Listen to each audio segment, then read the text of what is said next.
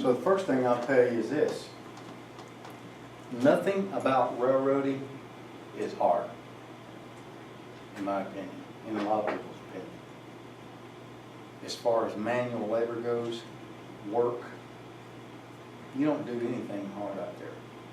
What they pay you for is pretty much the lifestyle. Being on call, working nights, working holidays, working weekends and stuff. That's really why they pay you the good wages that they pay you. I don't know where it stands today, but a few years back, railroading was one of the highest paying blue collar jobs in the nation. I don't know where it ranks right now. I would assume it'd be pretty good. So they're good jobs, they're careers, that's what they are. The work is not hard, but you have to have the knowledge. Okay? You have to have the rules embedded into your mind. Okay? And the rules aren't really hard either. After you've been around them for a time or two, it's pretty much the same stuff from day after day after day. So you get pretty used to it, following the rules. Now this particular class will come out of your G Corps. Okay? So that's the first tab in your big book. And as you will see up here, when we do our slides, there'll usually be somewhere in the corner a rule number. Okay. So if you are a note taker, that's your notes, pretty much. So, general responsibilities. We'll let Brewski kick us off. Rule 1.1. Safety. Safety is the most important element of performing duties. Obeying the rules is essential to job safety and continued employment. You know, a lot of times we talk safety and we talk about it because it's a formality. You know, we do our job briefing, safety briefing every morning. And really, human nature kind of kicks in sometimes, and it's the same old briefing, right? It's the same old briefing. We just do it because we have to do it, which is true. But you can't get complacent because you never know when that situation is going to pop up. Okay. On the railroads, safety is the most important element. Years back, 20 years ago, 30 years ago, the incident rate on railroads was terrible. And if I use the term FSI, do you know what I'm talking about? FSI stands for frequency, severity, incidents. And what that does is it measures the incidents for any corporate employer. And what it's based off of is how many incidents you have per 200,000 man hours. Okay. So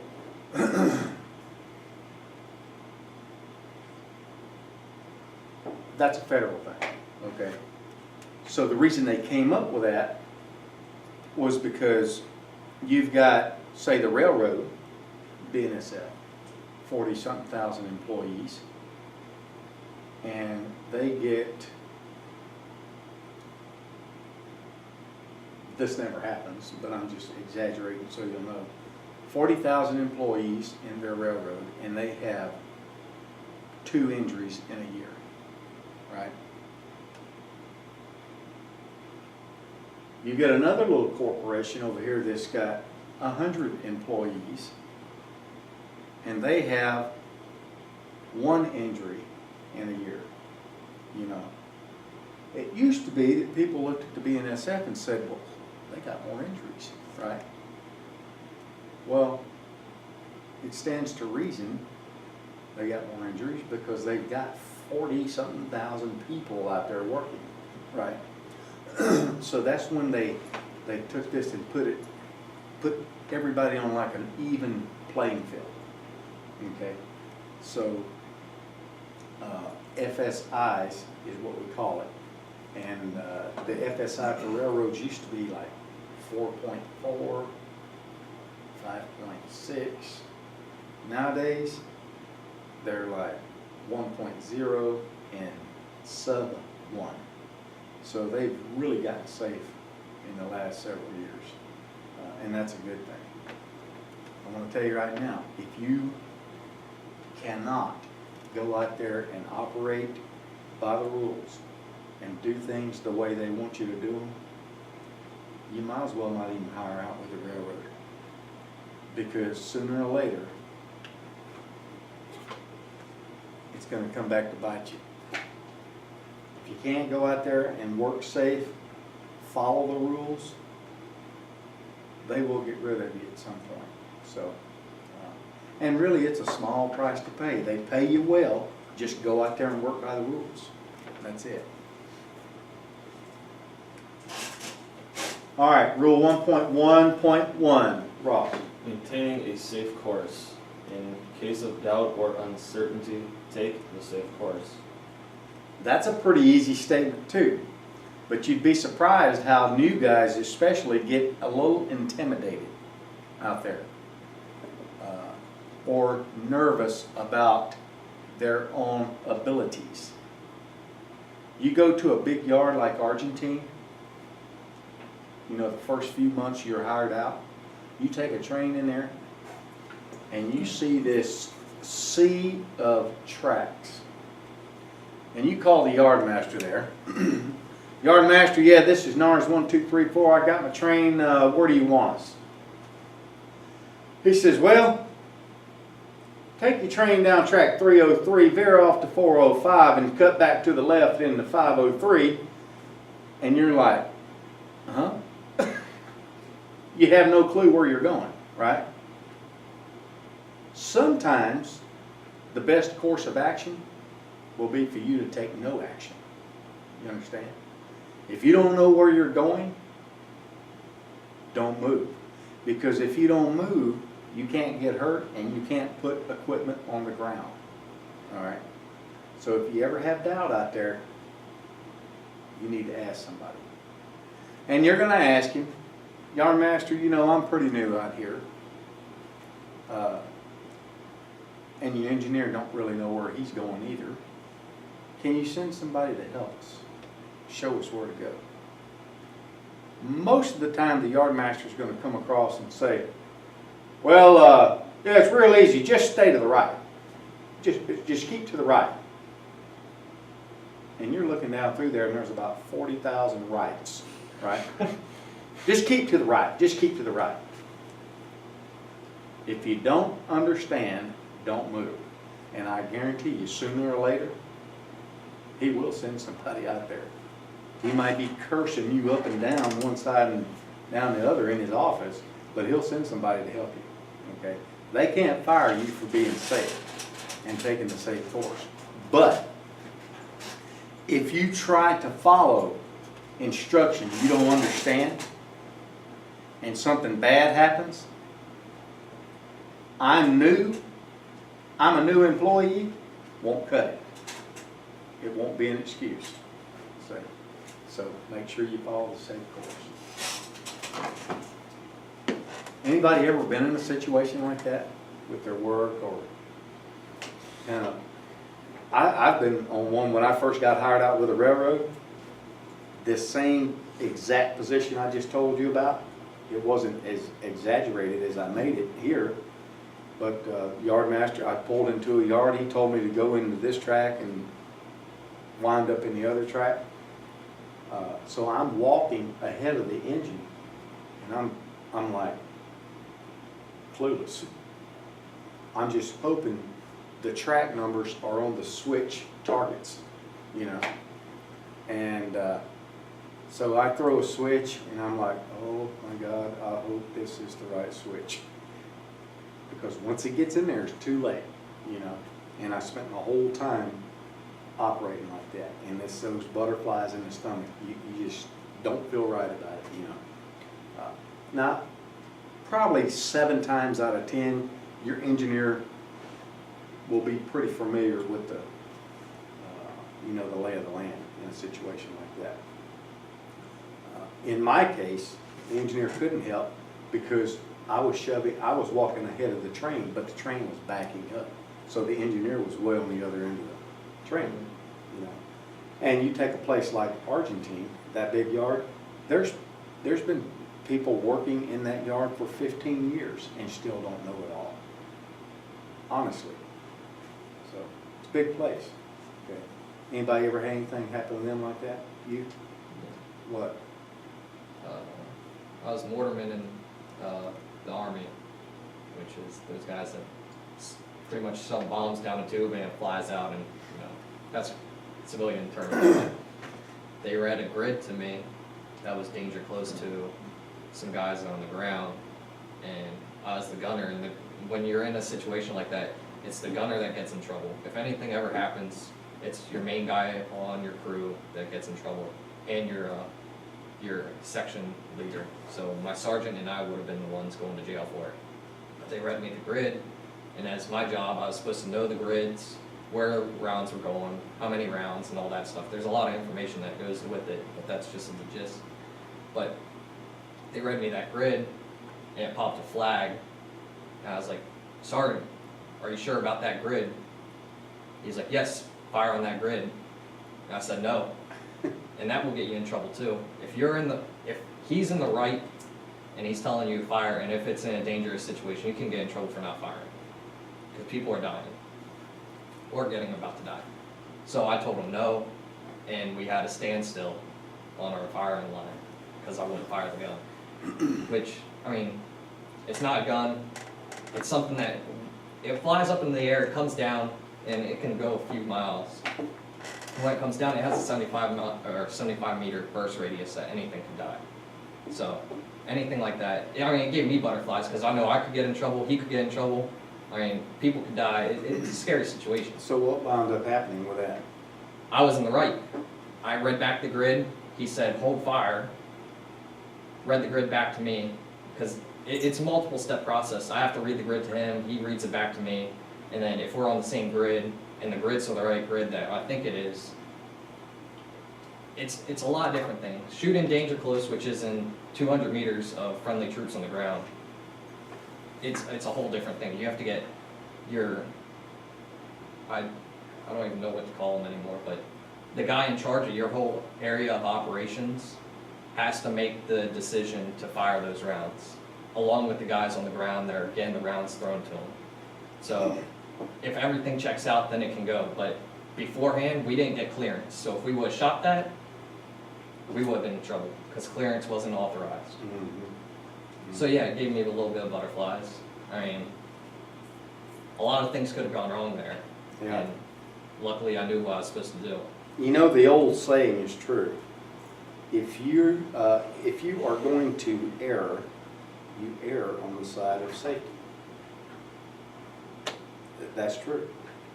On the railroads, and most all the railroads that I know of,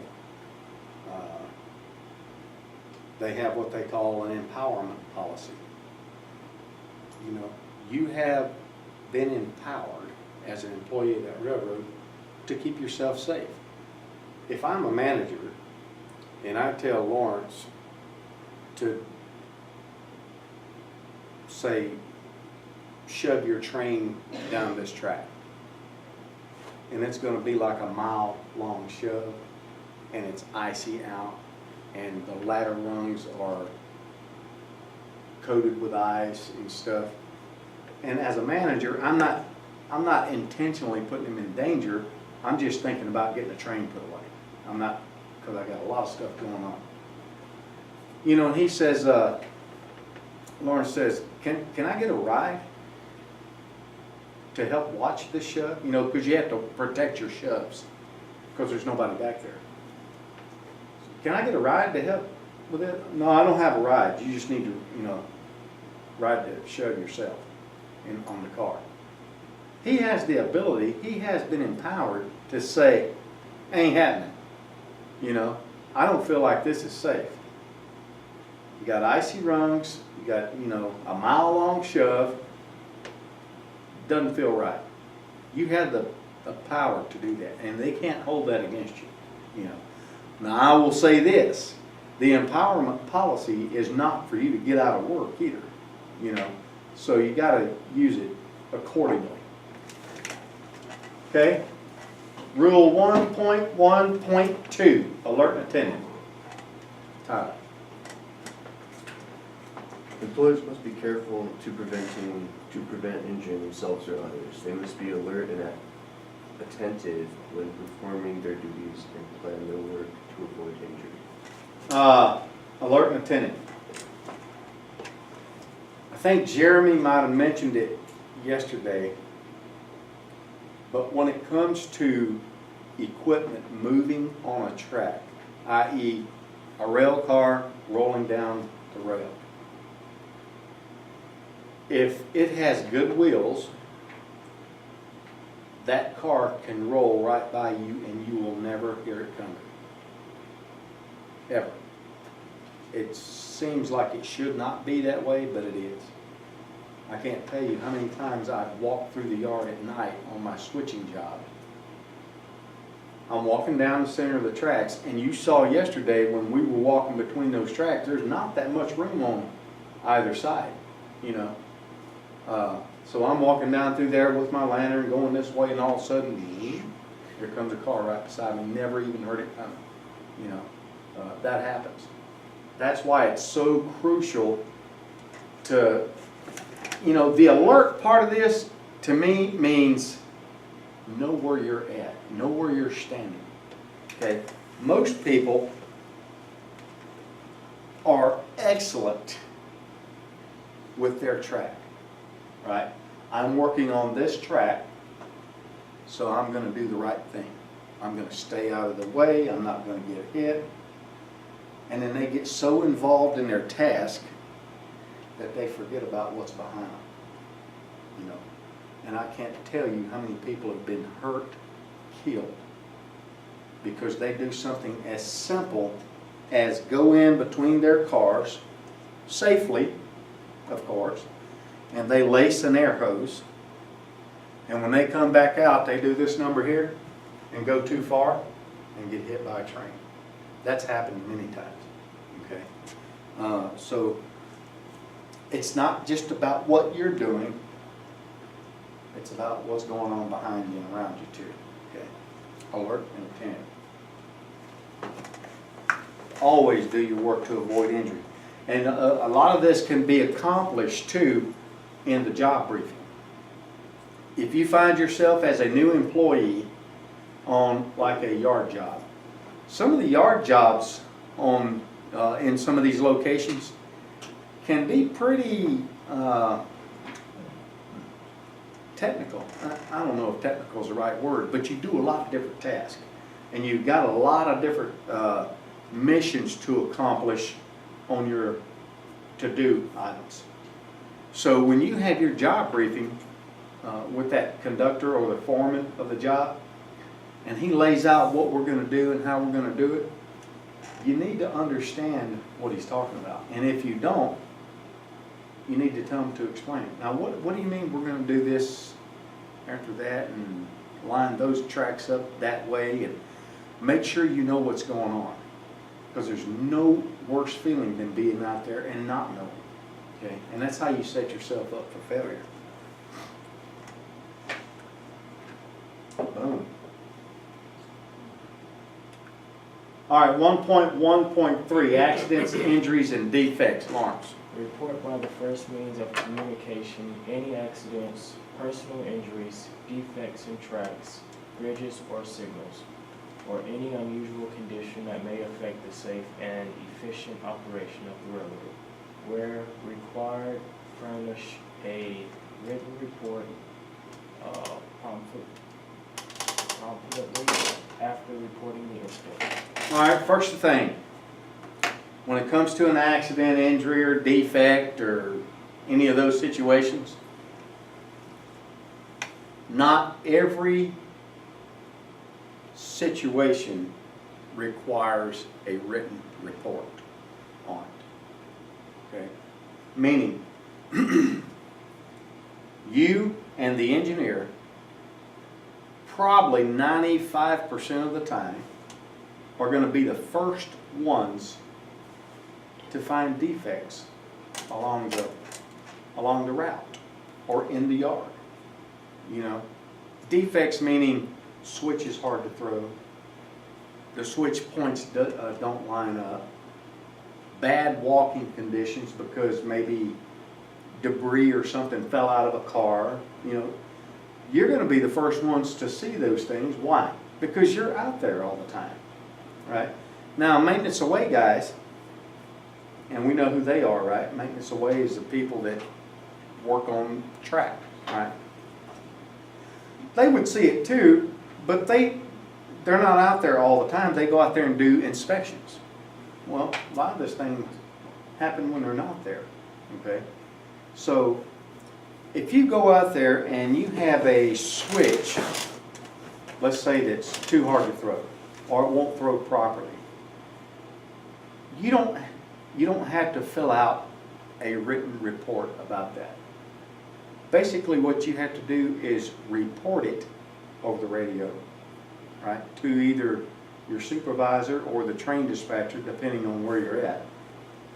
Hey, the switch over here at Podunk Industries is out of service. I can't get it from. All right. So the dispatcher makes a note of that. By the way, what do you think the dispatcher is going to do once you tell him that? He's going to do what?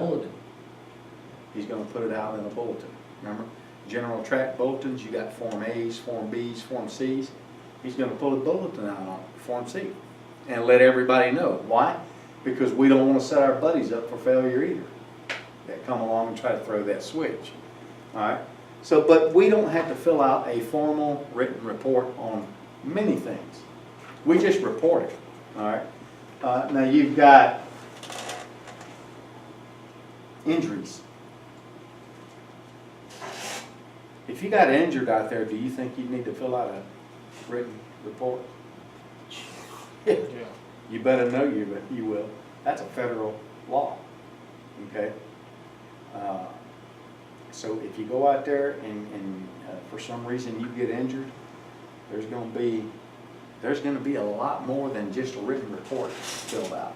Okay? Yes, sir. Does that depend on severity? Does that depend on severity? I cut my finger or something. Am I going to go in for Here's the thing.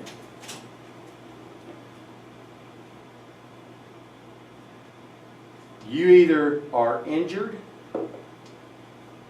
or you're not. Okay?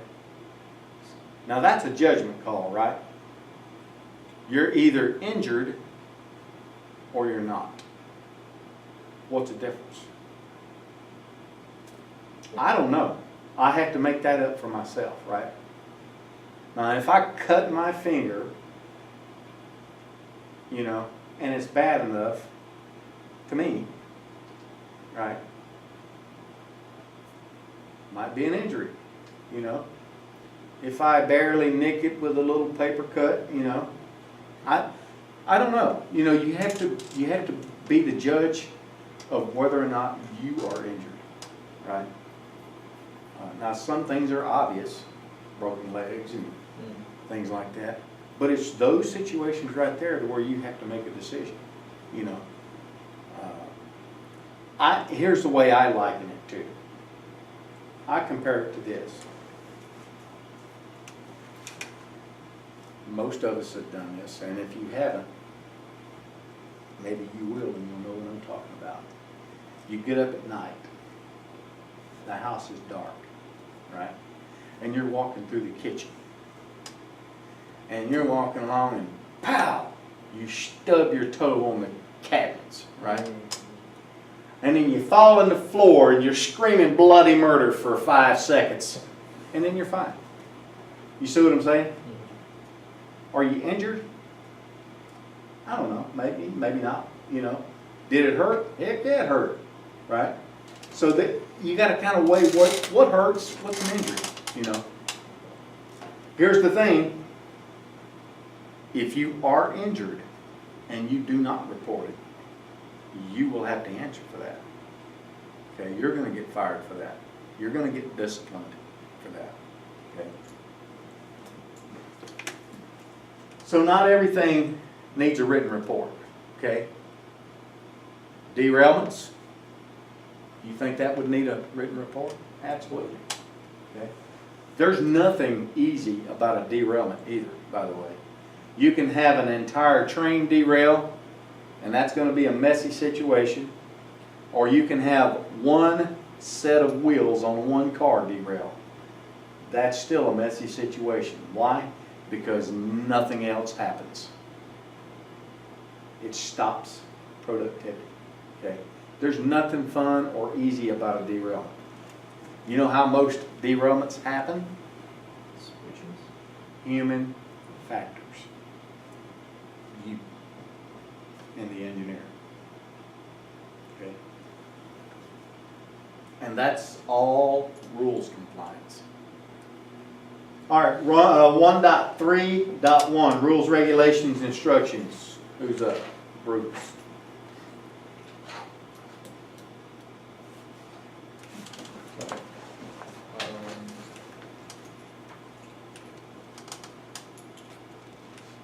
Don't be scared. All right. Safety rules. Employees must have a copy of or be familiar with and comply with all safety rules issued in a separate book or in another form. Want me to read the rest? Yeah, All right. we'll give you a break in a minute. General Code of Operating Rules. Employees governed by these rules must have a current copy they can refer to while on duty. Hazardous materials. Employees who in any way handle hazardous materials must have a copy of the instructions or regulations for handling these materials. Employees must be familiar with and comply with these instructions or regulations. Air brakes. Employees whose duties are affected by air brake operation must have a copy of the rules and regulations for operating air brakes and train handling. Employees must know and obey these rules and instructions. All right, so let's stop here and kind of catch up. We got more to do, but. So rule 1.3.1, really what this is telling you is the rule books that you have to have when you report for duty. That's what they're telling you, okay? And there's more than this. We'll keep going, but I just want to kind of touch on each one. You have to have a copy of your safety rule book. You have that with you, okay? When you hire out with a railroad, they're going to give you all this stuff. They'll give you everything you need. General Code of Operating Rules, we already know what that is, okay? All these hundreds of different railroads signed up and said, we will operate off the General Code of Operating Rules. That's good for you as a conductor because sometimes our routes take us from our normal railroad onto another person's railroad. So it's just that much less stuff you have to keep up with. Hazmat books, that's really a federal document. It's pretty much the same for every railroad, okay?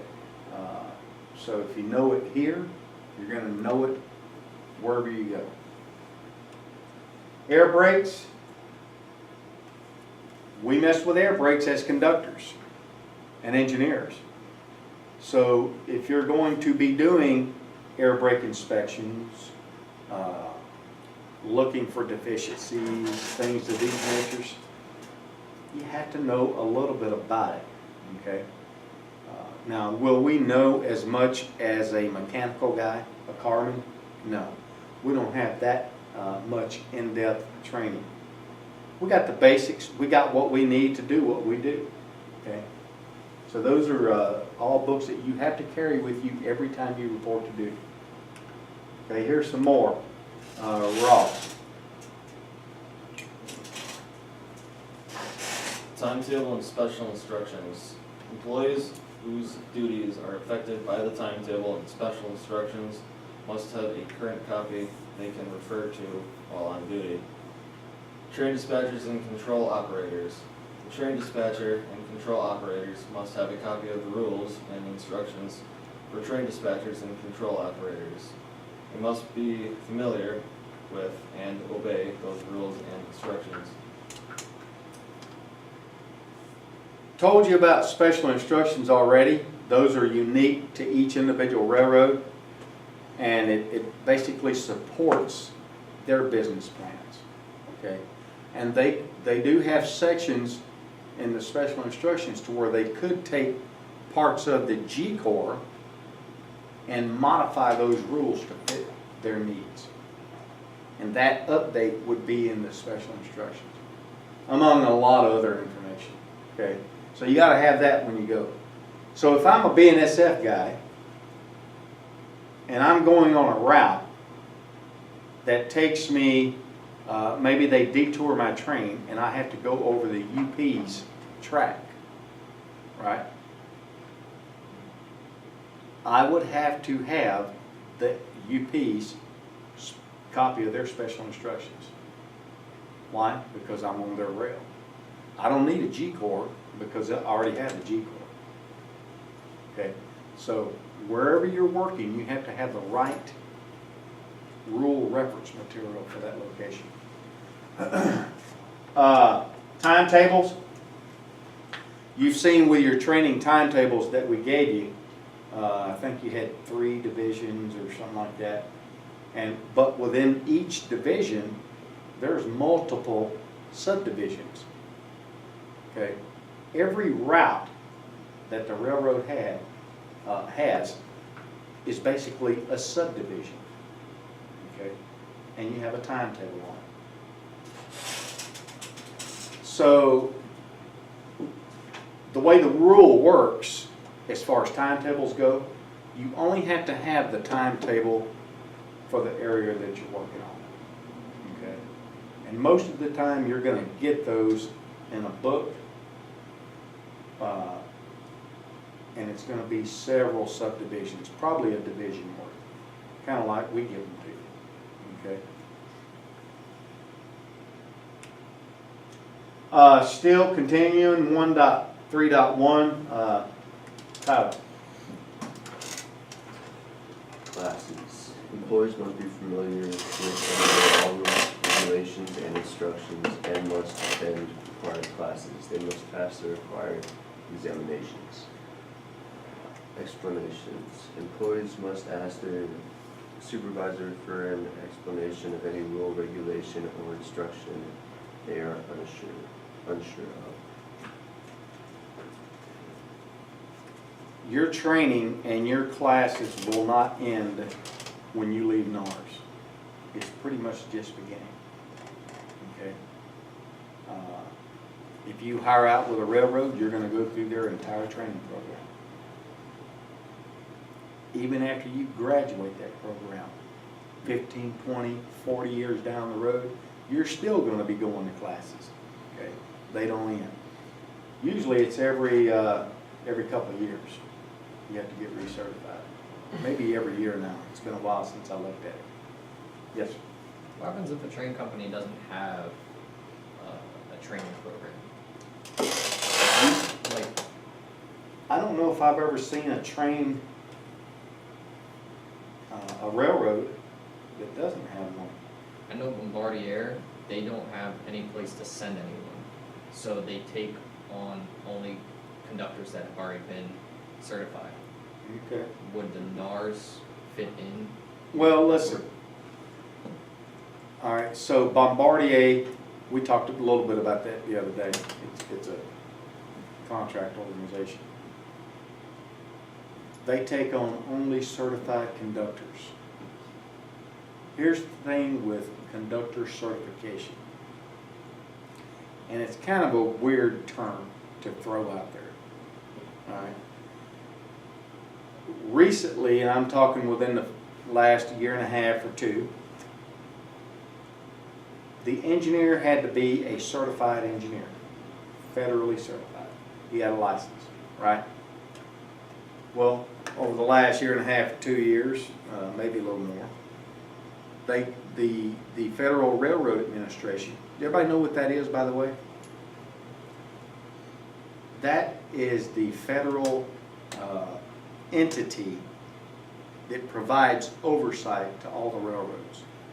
Kind of like the aviation has the FAA, Federal Aviation Administration. Well, they govern, the FRA governs all the railroads. They don't care about railroad profit at all. All they care about is public safety and employee safety. That's it. Okay. So they come out with a mandate that conductors had to be certified. Well, part of this certification goes like this. As far as NARS is, we can't certify you. Why? Because we're not a railroad. The only thing a certification is good for is the place where you work. Okay? So if you hire out, let's say here in Kansas City with the BNSF, you go through their training, you take their test, you take their territory runs, right? You'll become certified. And it's about the territory too, not just test. Okay? So, you're a certified conductor now. But, let's say you're still with the BNSF and you have to go work in Texas, right? Because your seniority didn't let you work here. When you get down to Texas, you're not certified anymore. Because certification is about the territory too. So until you learn the territory, you see what I'm saying? So for them to put out certified conductor, that's what we're hiring, it's kind of a loose term. Are they saying experienced conductor? You know, who knows?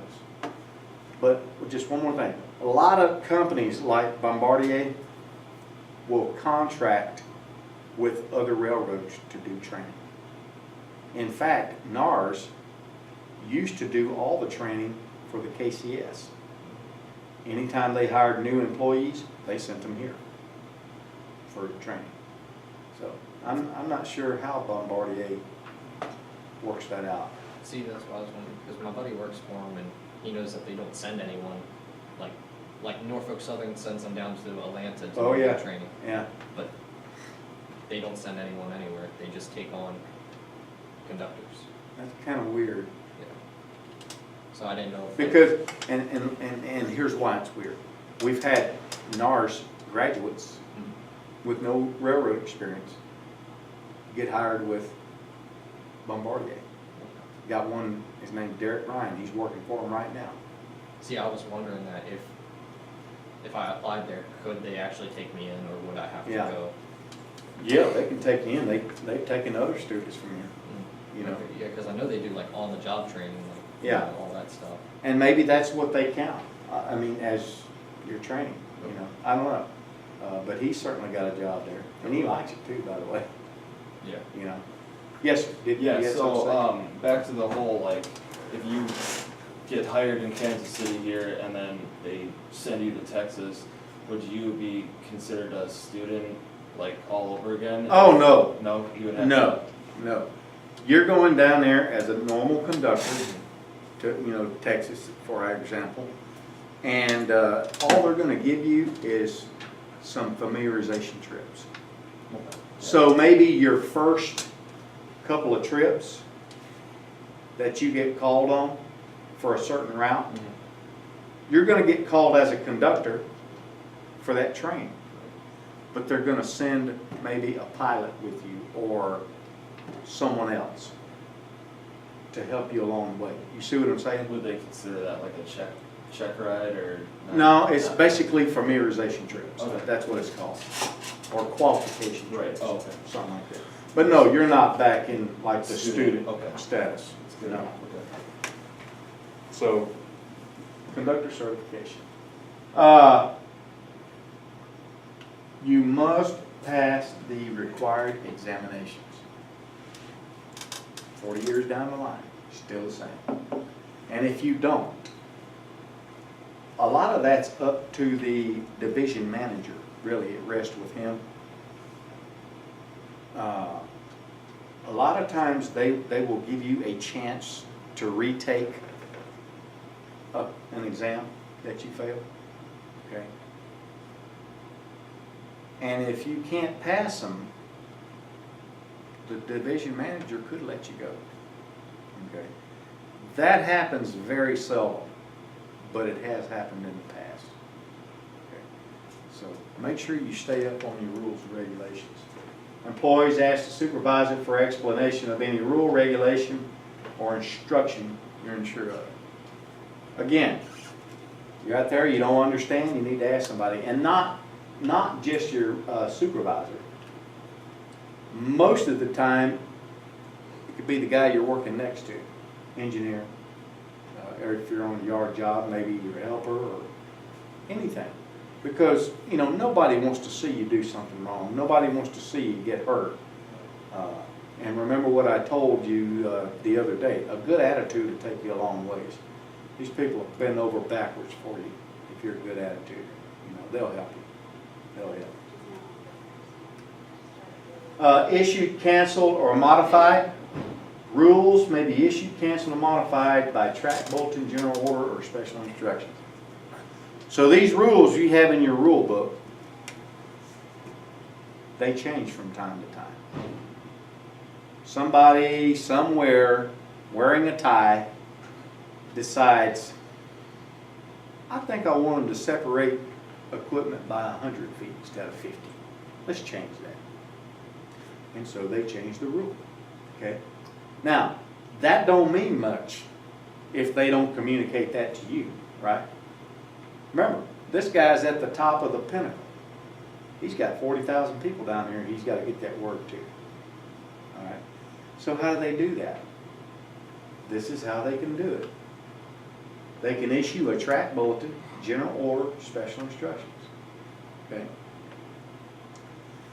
Here's what happens when you get called on duty. You already know a little bit about it. They call you on duty, says, yeah, Ross, I got you called for 8 o'clock a.m. on this train symbol. All right. Ross says, okay. So at 8 o'clock, he's in there. He's going to get 2 piles of paperwork, right? You remember what they are? Train list and track book. Train list and your track bulletin, general track bulletins. So he's going to go through those with his engineer. He's going to job brief and do all those things. Another thing he has to do is go over to the computer terminals. They got them all in the crew rooms. They call them bullpens, okay? Because most conductors and engineers go in there and all they talk about is a bunch of bull. All right? But and you know, it's all about who's got the best story, you know. So he'll go and he'll sit at the computer, and you can pull up what we call general orders. There's a program that we pull up, and it's got all the general orders listed. So if, let's say that tie wearer wanted to change a safety rule that said, change this rule to 100-foot separation rather than 50, right? What they're going to do is put out a general order with that rule number, and it'll say change rule to read whatever they change it to. All right. So when you go in for work, every time you go into work, you have to check and see if there's any new general orders. That's a requirement. Okay. So you go in there, and he reported at 8 o'clock. He's looking. He's like, okay, they got a new general order. It's this rule number, change this, this, this, or this, right?